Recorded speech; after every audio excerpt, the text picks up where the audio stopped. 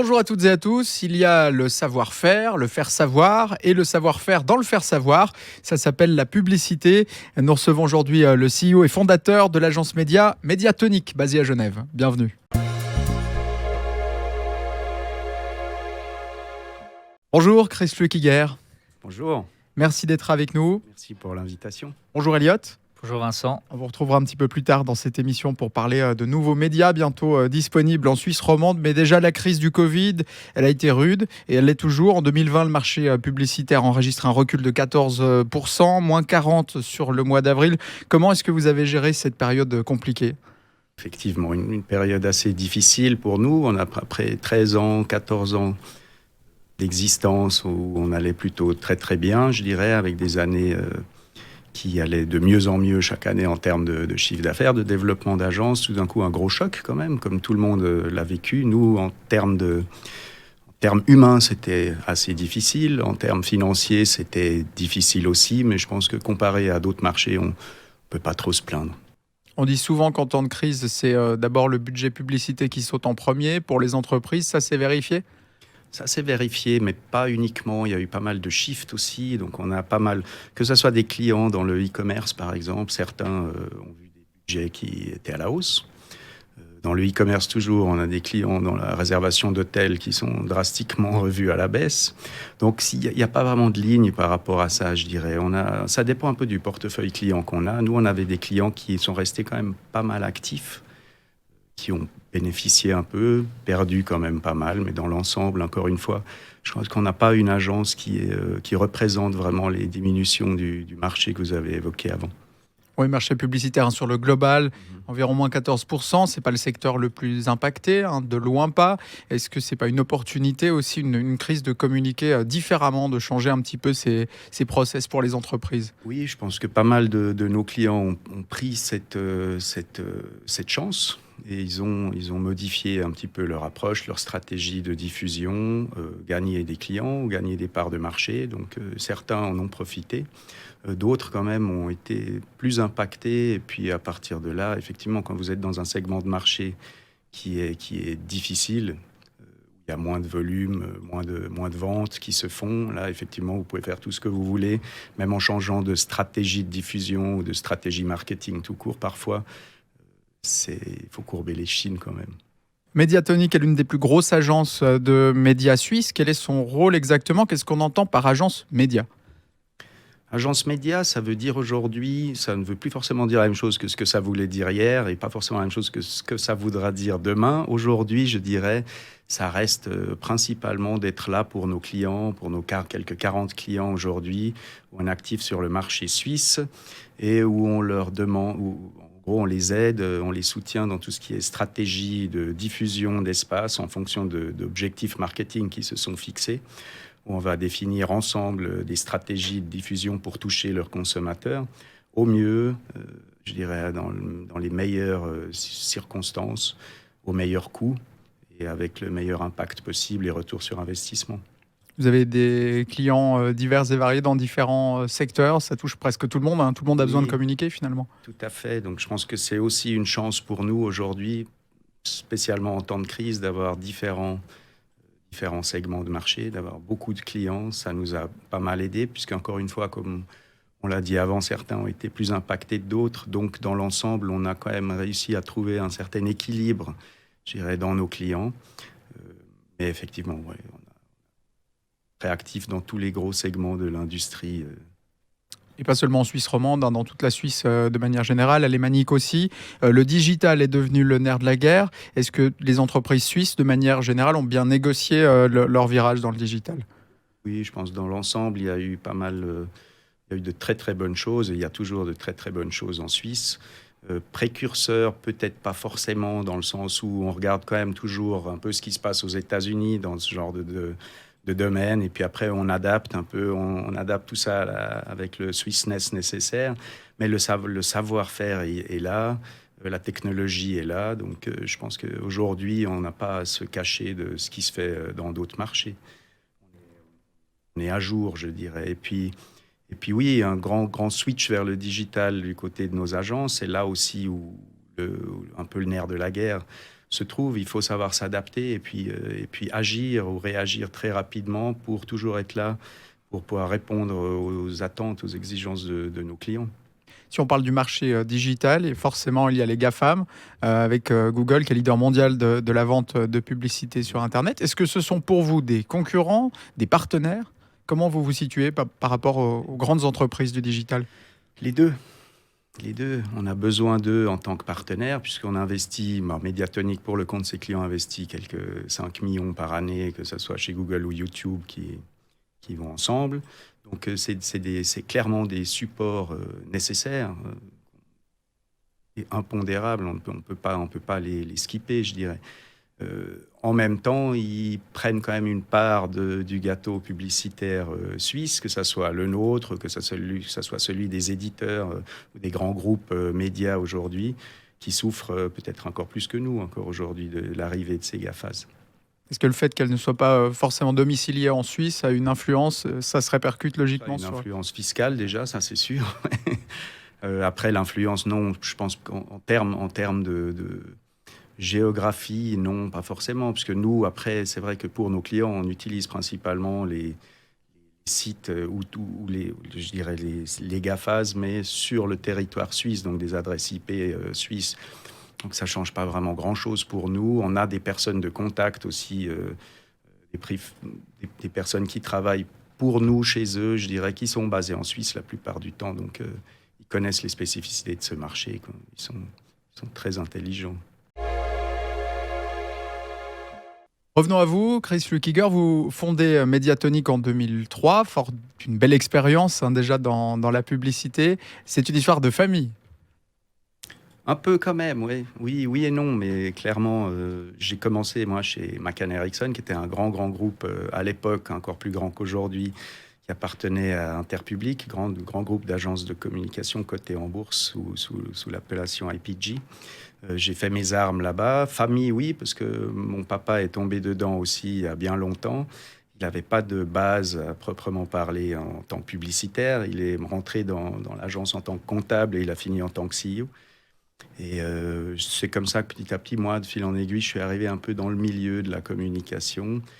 Mais j'avais vraiment, dès le départ, une préférence pour les médias qui, à l'époque, n'étaient pas encore le centre d'une agence de communication, et qu'il devient aujourd'hui par la force des choses, parce que c'est là où, je dirais, le plus d'argent est investi, et puis parce qu'aujourd'hui, on a énormément de choses à faire avec la diffusion, plus que juste le message en lui-même.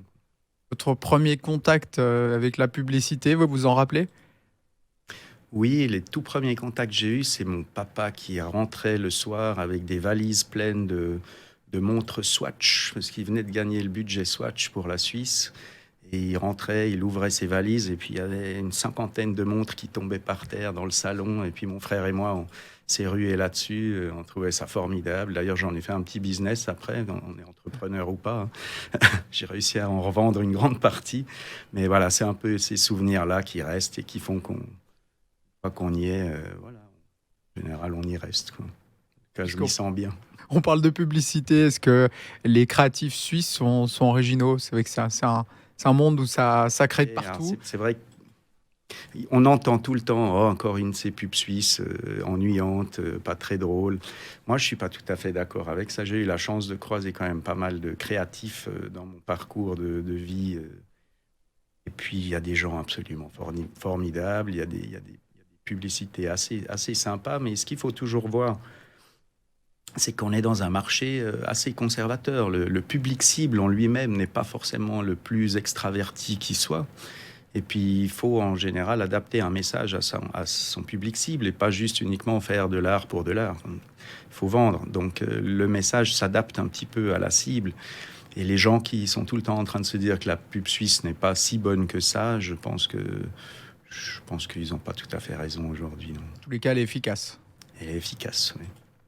Les métiers de la publicité, maintenant, ils sont divers et variés. On a de plus en plus de techniques, notamment dans le digital. Est-ce que dans ces métiers-là, on est constamment obligé de se former sans cesse à de nouvelles techniques?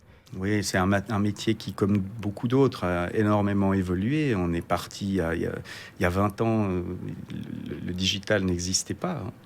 Donc il faut déjà juste se mettre ça. Il y a 20 ans, on faisait encore des plans médias aux lettres A7. On envoyait par poste quasiment à nos clients qui nous renvoyaient pour faire des changements. Aujourd'hui, la rapidité, les technologies et surtout tous les supports nouveaux qui existent font que c'est un monde en soi qui a complètement changé.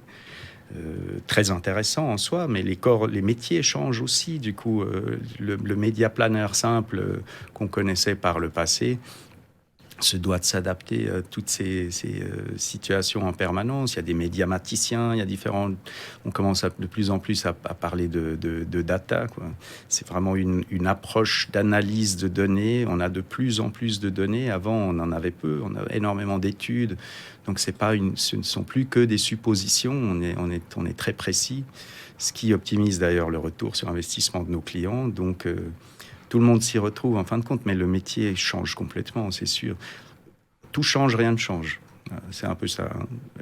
Les bases de la publicité restent les mêmes. Il y a un consommateur, il y a un produit, et on veut les rapprocher, ou un service, et faire en sorte qu'on puisse le vendre le mieux possible, au meilleur prix, avec une fidélisation et tout ce qui va avec. Les supports sont nombreux pour la publicité, aujourd'hui, télé, radio, journaux, digital évidemment, réseaux sociaux. Quelle est la plateforme que personnellement vous avez le plus en affection ? Toutes. C'est un panier, il faut se servir, quoi. C'est un peu ça. Donc moi, personnellement, je suis pas de la génération des réseaux sociaux. Mes enfants, clairement, oui. Donc ça dépend toujours un peu de la cible et du consommateur. Mais je dirais dans l'ensemble, c'est la mixité qui rend les choses attractives. Dans une stratégie de diffusion pour les clients, on choisit en général plusieurs canaux de communication qui ont tous des rôles différents, qui vont s'assembler en fonction de timing, de différences de messages. Il y a de la performance, il y a du branding, il y a énormément de choses qui doivent être mises en place, je dirais. Et c'est cette alchimie, finalement, qui va créer le succès d'une vraie stratégie.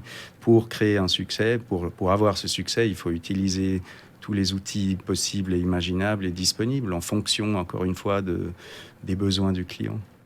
On est de plus en plus volatile dans notre manière de consommer les différents médias. Ce n'était pas le cas à l'époque. Est-ce que pour un annonceur, ça veut dire un budget plus grand pour communiquer maintenant sur tous les supports qui sont disponibles ? Si on prend les années 50 où il y avait la télévision, la radio. On aimerait bien. Non, je crois que le gâteau publicitaire n'a pas vraiment grandi ces dernières années. Par contre, il y a de plus en plus de choix. Donc le gâteau en lui-même reste le même, mais les parts deviennent de plus en plus petites. Donc tout le monde doit se battre pour en obtenir une part. Je parle des différents médias. C'est pas une chose facile, mais c'est sain en même temps. Là, cette concurrence est saine, elle fait avancer les choses, elle fait avancer les idées, elle fait du bien à tout le monde. Mais c'est sûr, financièrement, non, c'est pas forcément des budgets qui sont ceux qu'on avait par le passé. Il faut aujourd'hui être un peu plus smart qu'avant.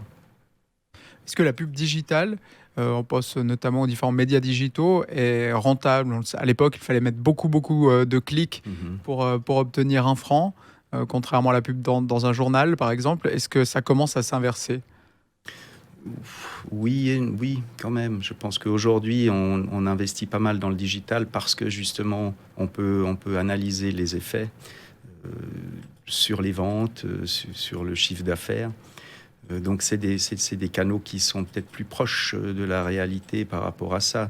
En même temps, il ne faut pas oublier que dans une bonne campagne, il faut une partie de branding qui est peu analysable en termes de retour, puisque vous faites de l'image, vous faites du positionnement, de la sympathie, générer de la sympathie de marque. Et d'un autre côté, vous avez cette partie performance qui est très, très pointue, qui signifie ce qu'elle signifie. Donc, on est vraiment sur une approche de retour sur investissement pur et dur.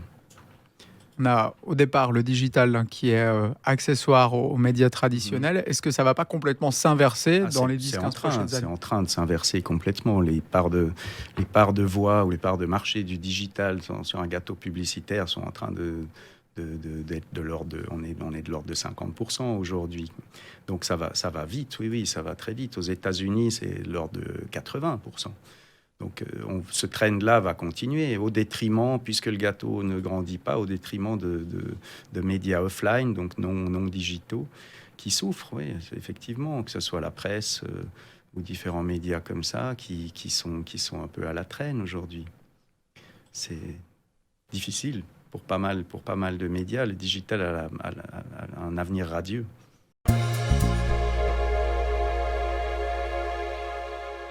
Chris Flukiger, je vous propose de jouer au 5 sur 5. Je vous donne 5 mots, à vous de me dire spontanément la première chose que ça vous évoque. Déjà, évolution, on en parlait, le digital. Révolution.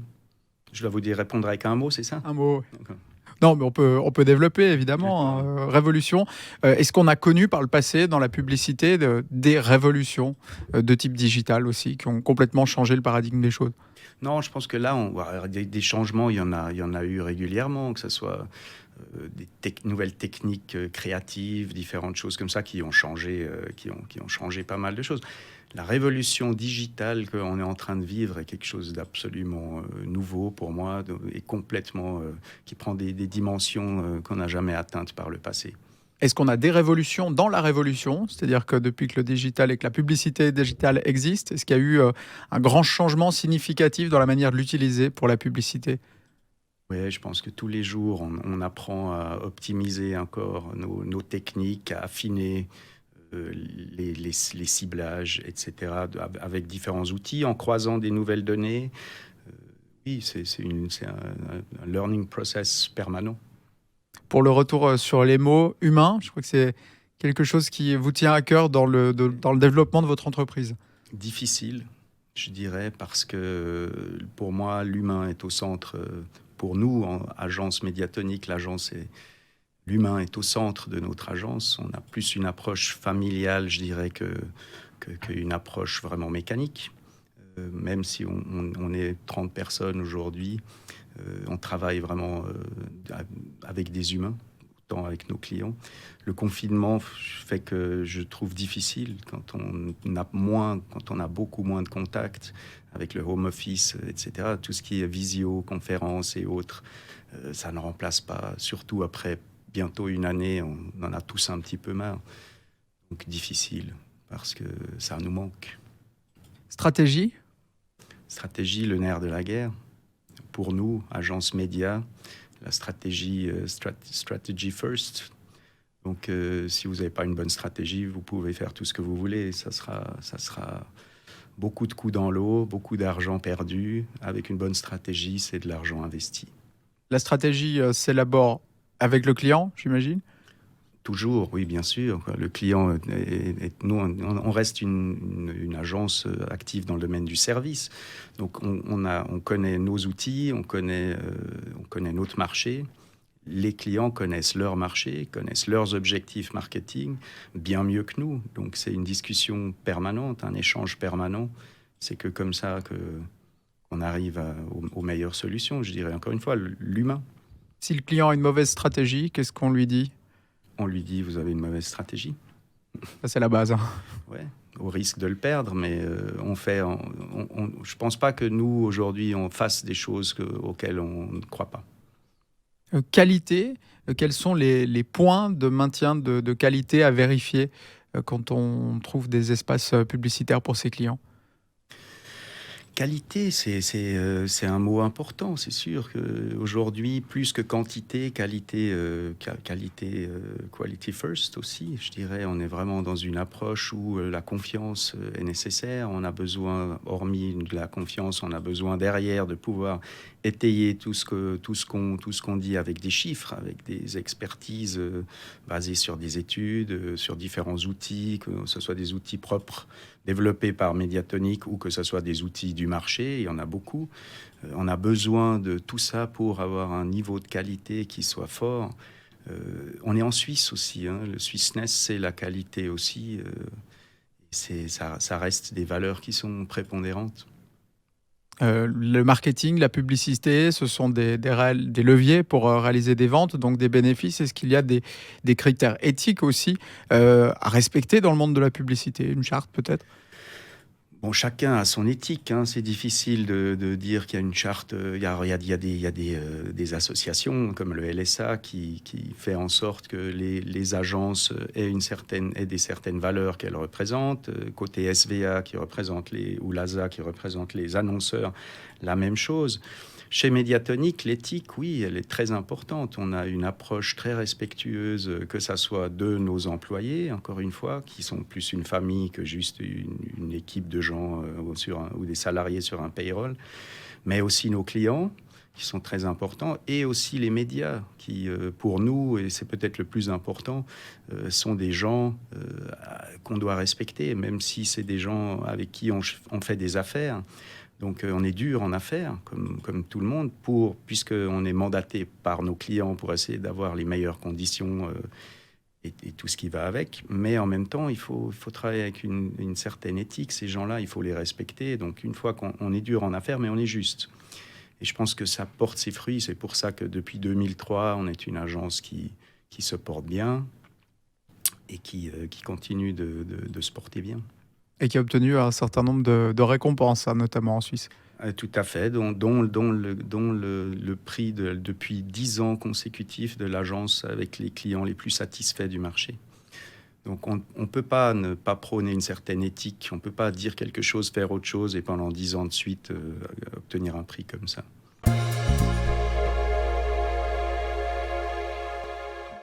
Chris Flukiger, beaucoup de nouveautés dans le paysage donc des médias en Suisse romande. Donc on parlait de Watson, de Blick. Donc en quoi est-ce qu'une personne lambda va-t-elle être concernée ? C'est l'offre qui va faire que c'est le support, l'intérêt et l'offre du support qui va faire que la personne est concernée. C'est pas l'inverse. Je pense qu'aujourd'hui, plus personne se dit vivement qu'il lance quelque chose, je vais y aller. C'est pas comme ça que ça fonctionne. Ça fonctionne dans l'autre sens. Lancez quelque chose, soyez sexy, ayez des idées, soyez novateurs. Et à partir de là, les gens vous suivront. Je pense que tant que Blick, que Watson ont ces compétences-là, notamment avec une bonne expertise une bonne expertise de ce qu'ils ont déjà fait en Suisse alémanique. Donc, j'ai pas peur pour eux. Ils sont très pointus et sauront être assez sexy pour intéresser les internautes de Suisse romande. Et au niveau des agences médias, qu'est-ce que ce changement ou ces nouveautés vont vous apporter ? Des canaux supplémentaires pour toucher les cibles. Donc, encore une fois, comme on disait avant, un marché de plus en plus fragmenté, des solutions supplémentaires, des nouveaux environnements, des datas supplémentaires aussi. Donc, une offre de plus en plus riche pour nous, pour nos clients, ce qui rend la chose intéressante en soi. Plus tôt, vous évoquiez beaucoup le digital donc avec Vincent. Donc on n'a peut-être pas encore abordé, mais cela concerne donc les influenceurs et les influenceuses. Demain, un annonceur dispose d'un certain budget. Est-ce qu'il aura la même force de frappe en bookant directement un influenceur ou une influenceuse que, par exemple, passer par une agence traditionnelle telle que Mediatonic ? Alors nous, on ne fait pas trop tout ce qui est influenceur. On ne propose pas tellement de services, on laisse ça à des spécialistes. C'est pas nous qui faisons ça en même. Nous, on est vraiment très orientés sur tout ce qu'on appelle paid media, donc les médias pour lesquels il faut payer, il faut acheter de l'espace. Mais pour répondre à votre question, je pense que de plus en plus de gens reviennent en arrière avec des approches d'influenceurs en direct, parce que c'est relativement difficile à piloter. Et aujourd'hui, on a plus de retours en bookant avec Mediatonic du TF1, du M6 ou du SRP, plutôt que passer par exemple directement avec un influenceur. Je ne peux pas répondre à cette question. Je pense que les deux c'est des approches différentes. La nôtre, elle a peut-être un peu plus d'expertise derrière, mais les deux manières de faire peuvent être justes. Très bien. Donc la dernière question, on peut l'appeler celle à 100 francs. Donc êtes-vous de ceux qui disent que la télé est en train de mourir, ou plutôt que la télé est en train de se transformer pour continuer à vivre demain ? Alors je reviendrai sur le premier mot, révolution. Oui, la télé est loin d'être morte. Mais la télé change. Tout est en train de changer. Télévision, qui regarde? Est-ce que les jeunes, les jeunes ados regardent encore la télé comme nous on la regarde? C'est des écrans, c'est du multi-écran. Et ils vont y consommer plusieurs écrans en même temps, dont la télévision. La télévision n'est pas morte du tout, non. Je ne crois pas une seconde que la télé est morte, mais elle est en pleine mutation. Merci Chris Flukiger.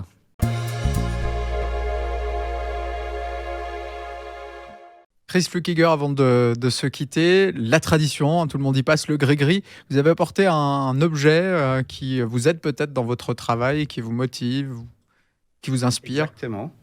J'en ai amené 2, en fait. Pas faire de jaloux. Alors, le premier, c'est une montre que m'a offert ma maman, qui appartenait à mon grand-père. C'est une montre qui n'a aucune valeur. C'est pas une Rolex ou une montre de prestige, mais c'est une montre qui a énormément de valeur pour moi. Et puis le deuxième, et après je vous expliquerai pourquoi, c'est un sifflet de policier de mon autre grand-père qui m'a offert aussi. Donc j'ai dans les mains mes grands-parents, en quelque sorte. Ce qui m'importe énormément avec ces 2 objets, c'est vraiment le fait que j'aimerais, et c'est ce que j'essaye d'inculquer à mes enfants aussi, ne jamais oublier d'où on vient. Mes grands-parents on est issus de familles qui sont pas des familles riches à la base. Le premier était coiffeur, le deuxième était policier et boulanger. C'est des gens qui vivaient très modestement et qui nous ont appris, ou qui ont appris à mes parents, qui nous ont transmis ces valeurs. Je pense le vrai sens de la vie, le vrai sens de l'humain. Et ça rejoint un petit peu la discussion qu'on a eue avant sur l'humain au centre de tout. Ce que je prône depuis qu'on a créé Médiatonique, et je pense que c'est la vraie raison de notre succès.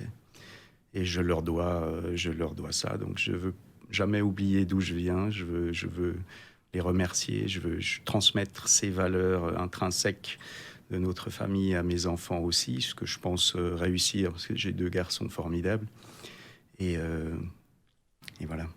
Merci pour cette note positive et merci d'être venu aujourd'hui sur notre plateau, Chris Flukiger. Merci à vous. Je rappelle, vous êtes fondateur et CEO de l'agence média Médiatonique. Nous, on se retrouve la semaine prochaine pour faire la connaissance de nouveaux entrepreneurs en Suisse romande. D'ici là, portez-vous bien et à la semaine prochaine.